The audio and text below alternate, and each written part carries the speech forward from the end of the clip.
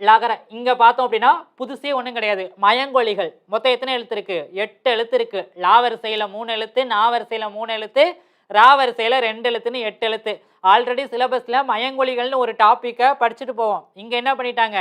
8 எழுத்தையும் தனித்தனியா கொடுத்து முடிச்சு விட்டுட்டாங்க. சரிங்களா?